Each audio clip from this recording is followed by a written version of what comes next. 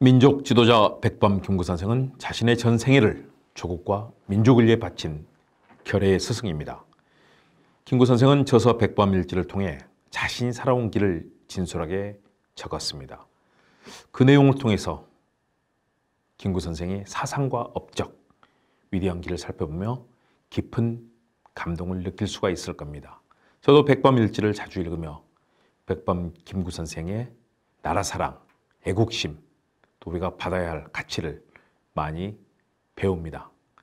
백범 김구 선생의 삶은 한국 근현대사를 찬란하게 빛낸 위대한 길이었습니다.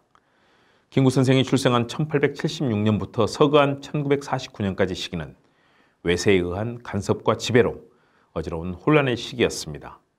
그러나 김구 선생은 이를 정면으로 돌파하고 탁월한 혁명적, 변혁적 리더십으로 위대한 업적을 쌓았습니다. 안녕하세요. 김원국TV 서도민고 김원국 교수의 리더십 이야기 힘차게 출발합니다. 김원국TV 서도민고는 우리 사회의 주요 현안을 분석하고 해법을 제시하는 유튜브면서 동시에 이 시대를 살아가는 사람들에게 좋은 생각을 나누는 기분 좋은 유튜브입니다.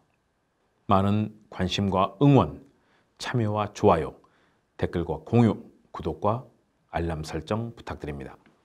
좋은 영상, 가치 있는 그런 내용으로 여러분께 다가가겠습니다. 김구 선생 리더십의 출발은 애국, 애족, 민족 정신입니다. 김구 선생은 편안한 행복과 즐거움의 길, 그런 삶의 길을 버리고 일제 침략 아래 신음하는 우리 민족을 구하기 위해 온몸과 마음을 바쳐 독립운동을 했습니다. 해방된 통일 조국 건설에 혼신의 힘을 다하시다 끝내 비명에 가신 대한민국의 가장 위대한 지도자 중 한 분입니다. 김구 선생은 시해된 명성왕후의 원수를 갚고자 일본 육군 중위를 살해하고 사형이 확정됐지만 고종의 특사령으로 감형이 됐습니다. 끊임없이 대한독립투쟁에 앞장선 그런 기간이 본격화됐습니다. 3.1운동 이후 직후에는 상하이로 망명해 임시정부를 이끌었고 28년에 걸친 한국독립당 조직에 참여해서 적극적인 항일 무력 활동을 전개했습니다. 1939년 임시정부 주석에 취임한 뒤에는 광복군 특별훈련반을 설치해서 한반도 수복 군사훈련을 적극 추진하던 중 광복을 맞았습니다. 힘없는 나날이었습니다. 이후 다양한 활동, 서거할 때까지 오직 대한민국의 독립과 자주민족 국가, 통일된 국가를 우뚝 서는 길을 향해 모든 것을 바친 위대한 삶이었습니다. 김구 선생은 목숨을 바쳐 무력투쟁도 마다한 열혈 혁명가였습니다.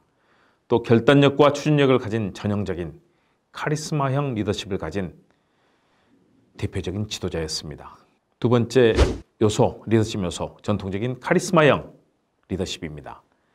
김구 선생은 윤봉길 의사 의거 등을 지휘하고 일제 탄압으로 쇠약해진 상하이 임시정부를 끝까지 이끄는 과정에서도 탁월한 지도자로서 역량과 실력을 발휘했습니다. 그의 결단력, 추진력 정말 대단했죠. 세 번째 김구 선생 리더십은 조직 운영의 책임감 그리고 결단력을 보여주었던 이 탁월한 리더십 요소였다는 점에서 많은 분들의 주목을 받고 있습니다. 독일의 사회학자 막스 베버가 이야기한 책임감이라는 리더십 요소 굉장히 중요하죠. 김구 선생은 그런 책임감 있는 행보로 분열되고 나태한 임시정부를 주도했습니다. 서로 권력투쟁을 버리고 또 나태했던 이승만 등과는 확실하게 차별화되는 임시정부 수호자, 지도자로서의 김구 선생의 탁월함이 드러났습니다. 자주 독립을 이끌어내는 탁월한 리더십으로 높은 평가를 받고 있습니다. 분열되고 갈라진 임시정부를 튼튼하게 지키는 방파제와 같은 역할을 했고 무장투쟁론을 고수하면서 남경, 중경으로 이동하는 과정에서도 임시정부를 튼튼하게 끝까지 지켰습니다. 결국 대한민국을 지켜내는 위대한 공적을 보여줬던 김구 선생. 그의 이런 치밀하고 끈질긴 신념의 리더십 정말 중요했습니다. 김구 선생은 끈질기고 지속적인 협상력과 조정력을 발휘하는 리더십도 보여줬습니다. 협상과 조정의 리더십이었죠. 해방 후 좌우 남북 합작 추진을 위한 평양행을 고집했을 때 백범 김구 선생의 사상을 의심하는 일부 세력도 있었습니다. 그러나 김구 선생은 김일성 암살을 모의했을 정도로 확실한 민족 정신을 가지고 있었고 또 발휘했으면서 그들마저도 설득하는 그런 기계와 노력을 보여줬습니다. 협상과 타협의 리더십, 조정하는 리더십은 정말로 성공을 이끄는 길이었는데 결국 큰 성공을 거두는 데는 실패했지만 그러나 그런 길을 갔습니다.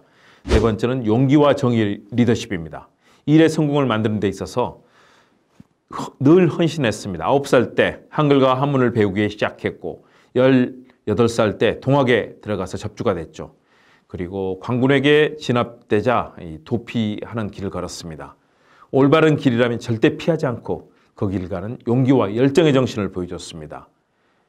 귀국해서는 시해된 명성황후의 원수를 갚고자 일본 육군 중위를 살해해서 사형이 확정됐습니다. 조국 사랑의 힘으로 무수한 길을 걸었고 그 과정에서 절대 흔들리지 않고 용기와 정의의 길을 걸었습니다. 일본군 장교를 살해하고 또 끊임없이 일본군들과 대적하면서 무장투쟁했던 그 용기 쉽지 않은 길이었습니다. 김구 선생의 5번째 리더십은 신념의 리더십입니다. 그는 일의 성공을 이끄는 과정에서 그 신념을 고수했습니다. 조국사랑, 자주 독립국가의 꿈은 흔들리지 않는 그의 신념이었습니다. 1939년 임시정부 주석에 취임한 후 광복군 특별훈련반을 설치하고 한반도 수복 군사훈련을 적극적으로 추진하는 등 조국 광복을 위해서 쉼없이 활동했습니다. 모스크바 삼상회의에서 한국의 신탁 통치가 결의되자 반탁운동을 전개했고 1948년 남한만의 단독 총선거가 실시된다는 유엔의 결의에 반대해서 통일정부 수립을 위한 남북협상을 제창했습니다. 평양에서 열리는 남북협상에도 참가를 했습니다. 남북협상이 비록 실패했지만 그는 끊임없이 성공을 위해 노력했습니다. 정부 수립에 가담하지 않고 민족 통일의 원칙을 계속 주창하다가 1949년 경규장에서 육군 소위 안두희에게 암살당했습니다.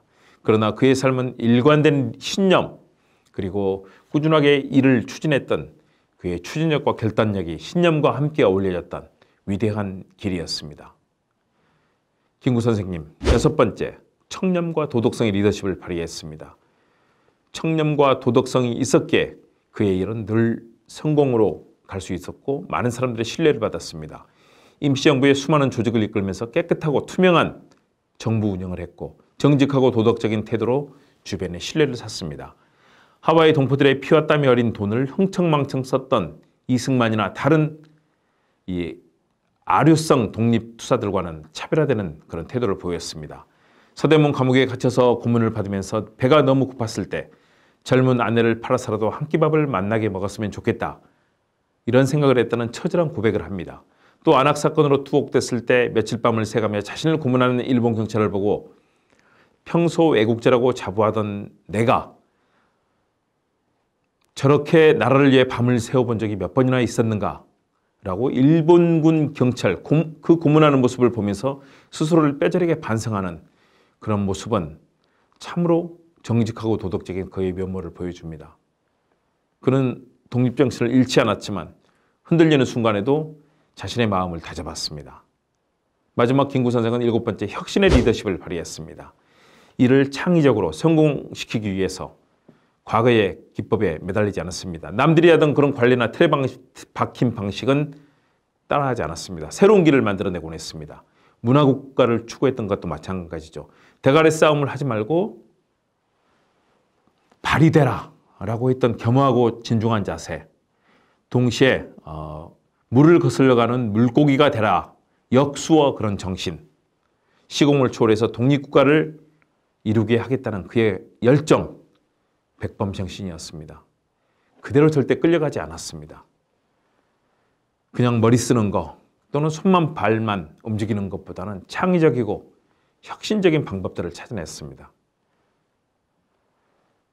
그리고 역경을 거슬러 올라가는 물의 물살을 거슬러 올라가는 그런 역수호 정신도 항상 보여줬습니다. 절대 현실에 굴하지 않았습니다. 이런 백범의 7가지 리더십 정신 우리가 배워야 되겠죠. 김원국TV 시사도민고 김국 교수의 리더십 이야기, 백범 김구 선생의 리더십 이야기를 살펴봤습니다. 여러분, 우리가 그런 리더십을 잘 따라하고 또 배우고 실천한다면 우리는 더 나은 나라, 민주주의와 평화가 넘치고 안전하고 살기 좋은 대한민국을 만들 수 있을 겁니다. 우리가 갈 길은 바로 백범 김구 선생의 리더십입니다. 함께 같이 가보면 좋겠습니다. 여러분 감사합니다. 다음 시간에 뵙겠습니다.